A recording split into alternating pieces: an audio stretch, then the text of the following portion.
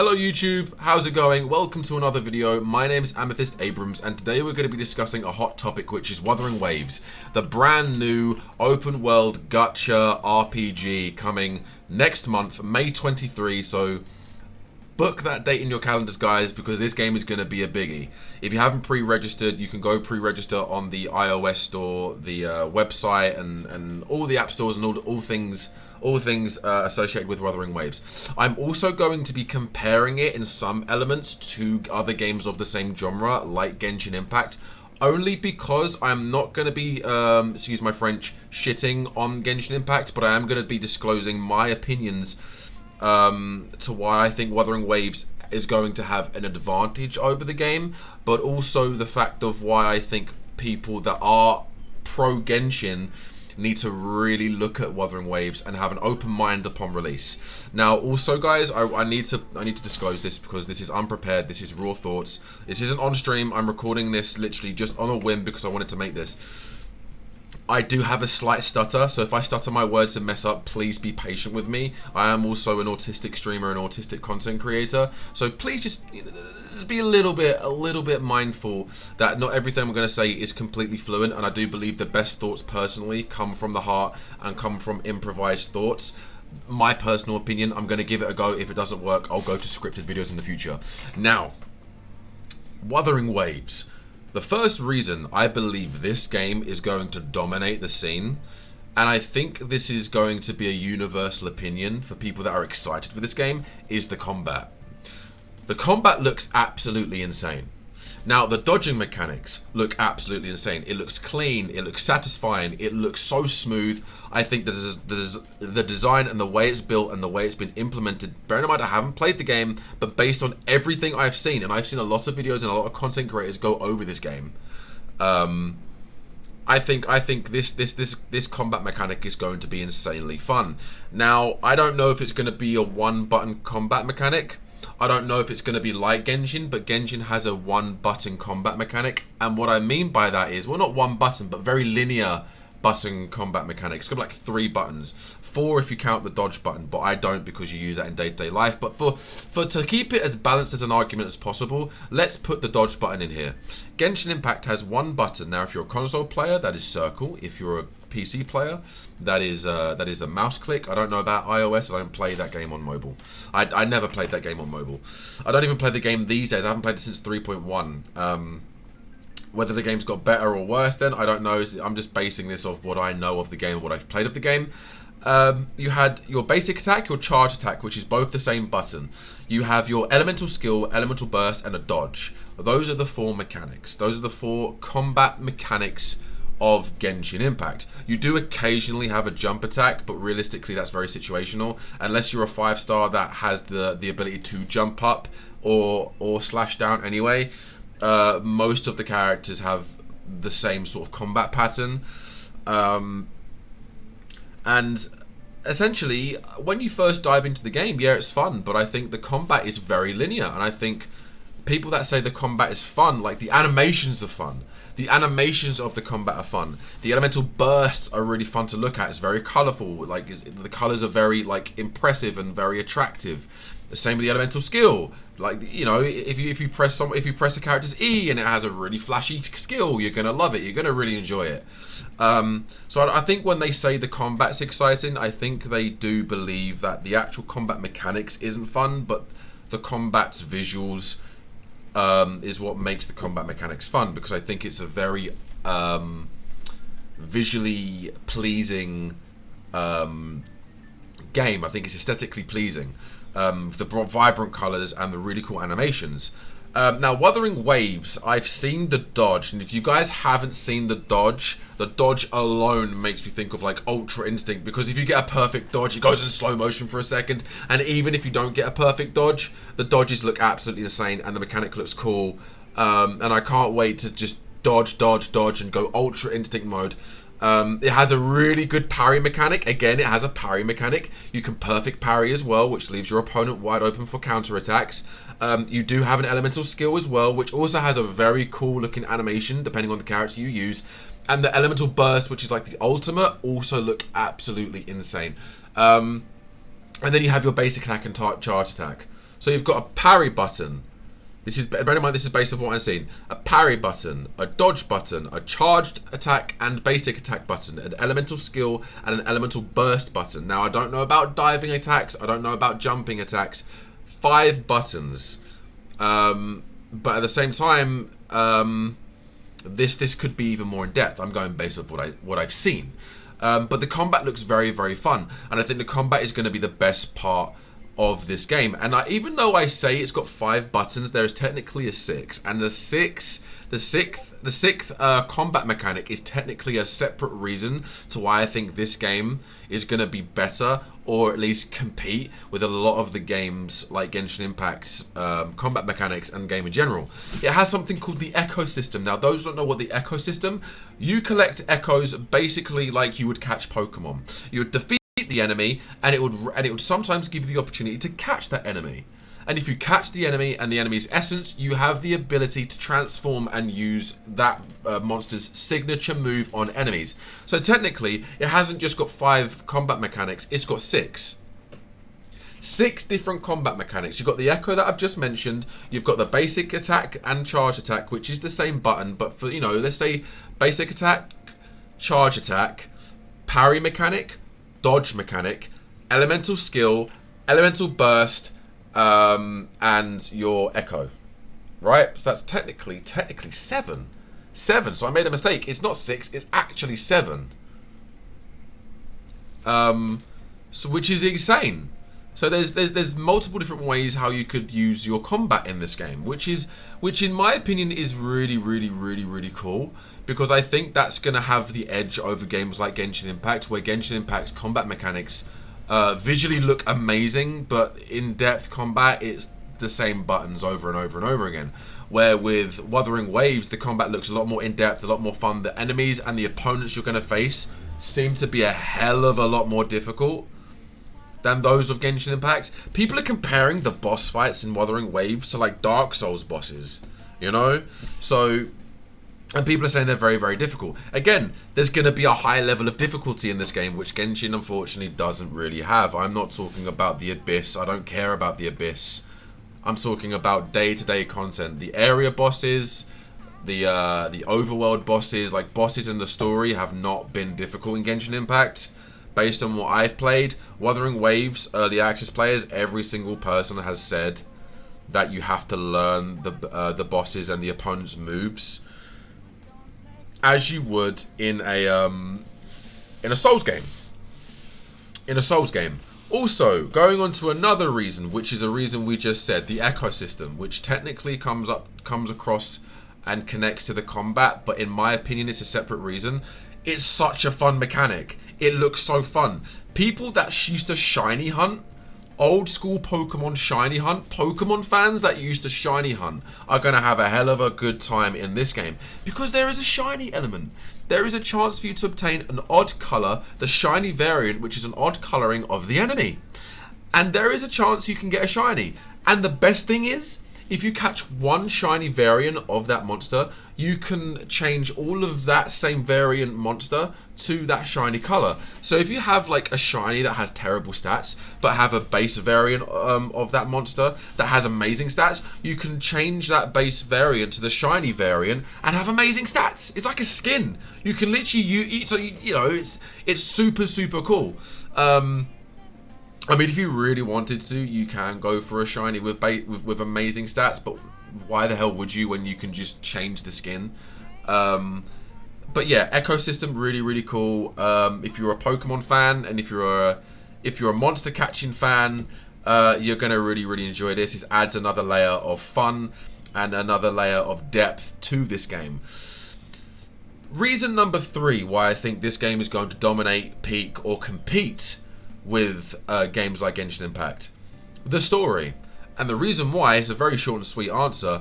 They rewrote like 80% of the story just because early reviews of the story was it's bland, it's boring, it needs improvement. So that Kuro Games literally was like, okay, if that's what you feel and you feel like we need to do that and it's like a really big problem, they literally rewrote, reanimated and recreated like 70-80% of the script of the story to make it better. Now tell me that isn't pleasing the fans, and tell me that isn't listening to the fans, because in my opinion they are listening to the fans there.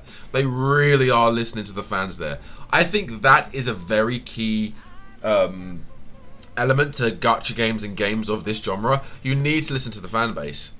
You need to listen to the fan base. HSR, Honkai Star Rail, is listening to the fan base. Look at Penacony. Look at the mechanics. Look at the events. Look at the end game content they've added to the game. Look at the content in general in HSR. HSR is listening to the community and the fans of that game. And I'm so happy because it's such a good game. And I'm not saying Genshin Impact is a bad game. I think at its core, Genshin is a good game. I just don't think it's getting the support it's needed. And I don't think it's listening to the fan base of the criticisms of the fan base. But that it is what it is. Like, I'm not saying it's a terrible game. I just think that the game needs a lot more support and improvement. That's just my opinion. I enjoyed the game when the game came out. Of course I did. I played the absolute heck out of it. I think there are an amazing story elements. I think the combat is very, very fun at the start. But I think the animations are really, really clean for the 5-star characters. But I just think it needs a lot more improvement, like game of life, quality of life improvements that I don't think it will get. But that's not me shitting on the game. I just think the game needs a little bit more support, and I think it could be the game we all want it to be. But whether or not Hoyoverse is going to do that, I don't know. I don't think so. But anyway. But Hoyoverse is again, you know they can do it because of HSR. But anyway, I digress. Back to Wuthering Waves. So the story, they rewrote 80% of the story, which is again another reason why I think this game is going to do so well, because they listened to the fans, they rewrote the story, you've got the ecosystem, and you've got the combat. Reason number 4, which is a personal preference, the look of the game. I think it has a very mature tone. I think the game looks a lot more darker. I think it's going to be a lot more violent. I think it's going to be a lot more gritty. And I love that. I love that. Look at Zack Snyder's Justice League compared to the Joss Whedon version. You've got the Justice League, and then you've got Zack Snyder's Justice League. Need I say more? That's literally like... that's literally the best comparison I can give it. You've got Justice League, which is Joss Whedon's Justice League. And then you've got Zack Snyder's Justice League. And now you tell me which one is better. Because I can definitely tell you it isn't Joss Whedon's one. Right? They tried to go for the light-hearted, colourful, Marvel MCU type Disneyfying. No offense to Disney, no offense to Marvel. They tried to Disneyfy the film of Justice League, even though the DCEU is a very dark universe. Look at Man of Steel, look at BVS, look at the first Wonder Woman film when that came out. Like, these films are quite dark for its universe. Joss Whedon's Justice League was not. Zack Snyder's Justice League was. It suited the tone. It was 4 hours. My God, it was long, but it was so good. In my opinion, I really, really enjoyed it. I think that's what Justice League is all about. Like, even the comics, look how violent and dark the comics are. And I think Zack Snyder's Justice League captured a lot of elements of the comics. But anyway, that's another reason why I think Wuthering Waves is going to do so well. The tone of the game and the violence, the darker tone, the gritty tone. Even like the trailer they dropped on the live stream on the 29th, like the actual like cinematic trailer, looks insane. The monsters look really, really good. Like, the monster designs look really, really, really, really good. The boss designs look really, really good. There's like a Ghost Rider one that rides on a motorcycle that looks so cool, that covers the stage in flames. They have like 2, maybe 3 stages, and they have their own little animations when they transform to the next stage. It feels massive. The bosses and the enemies feel like actual enemies and actual opponents, not bullet sponges, not things you just smack up for the sake of smacking them up, and them just, you know, not hilly churl bosses and fights and enemies. They don't feel like they're just for the sake of being there. They feel like they're there for a purpose.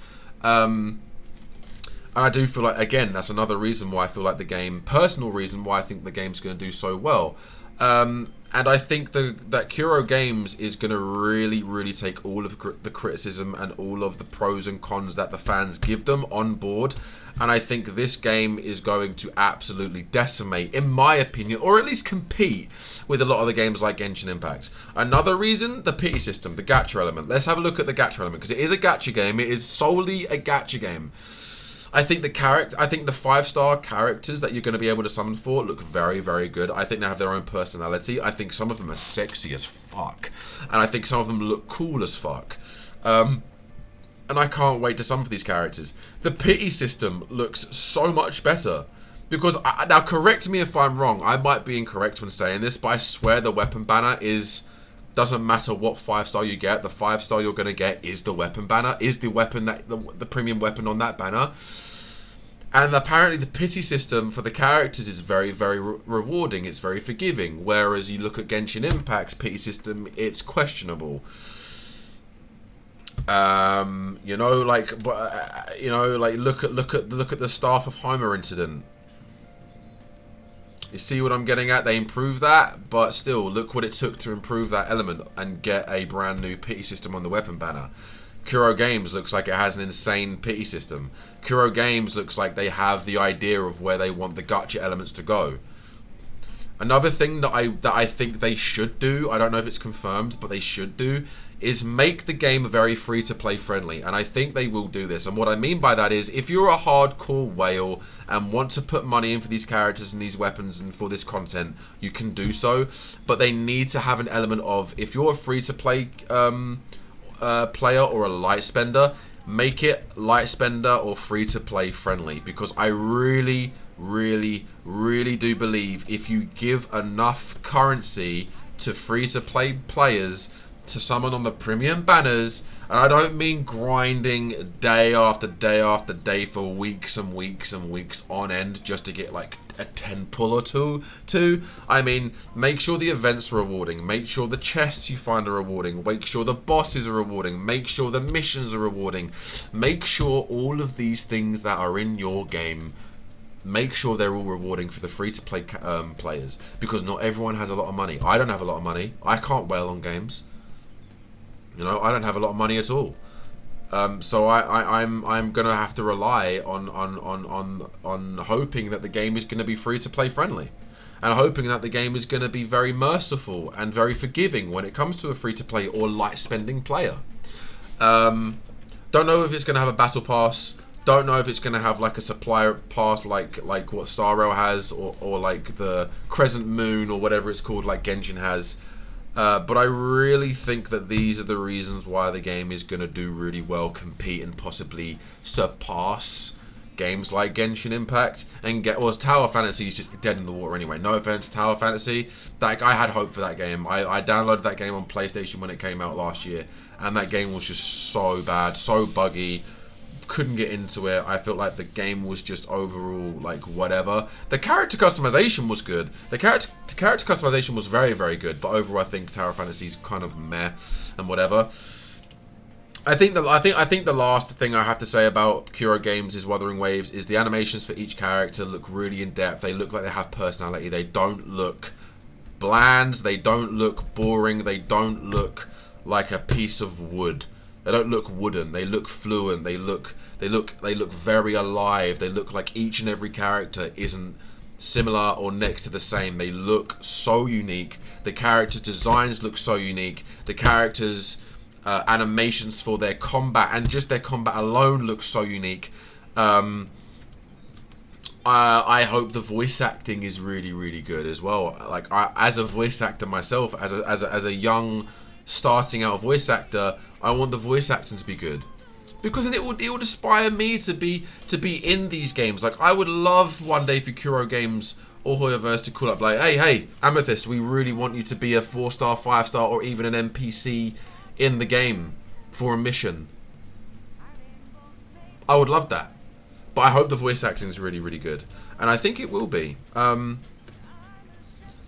You know, like, I'm sure they'll hire really talented voice actors. Maybe we'll see some familiar voices from the Hoyoverse cast in Kuro Games, or maybe they'll give new voice actors a go. Hey, Kuro Games, if you're looking for a brand new voice actor, please. I'm joking. But those are my reasons why I think Wuthering Waves is going to be just as good, if not potentially better, than games like Genshin Impact. I think the game has potential to be one of the best open world anime RPG gacha games out there, and I think it has the potential to surpass Genshin and other games of the same genre. Like, they're the same developers that made Punishing Grey Raven, and look at that game. That game looks beautiful. Unfortunately, I think a console release and a wider release and a wider focus on that game was needed for it to be more popular, but I think that game's beautiful. And as an anime fan, a gacha game fan, I really love games that are aesthetically pleasing. I love animations. I love good combat.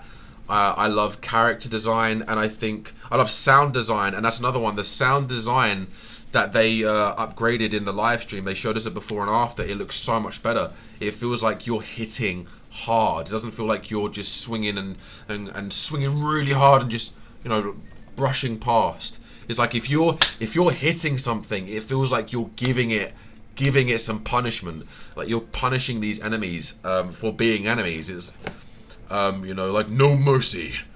You will feel the weight of your sins, and just absolutely decimating each and every enemy that you're coming across. But anyway, guys, I've rambled on long enough. Again, I'm sorry it's unscripted. I'm sorry that the answers and my explanations weren't as fluent as I would have liked them to be if it was scripted.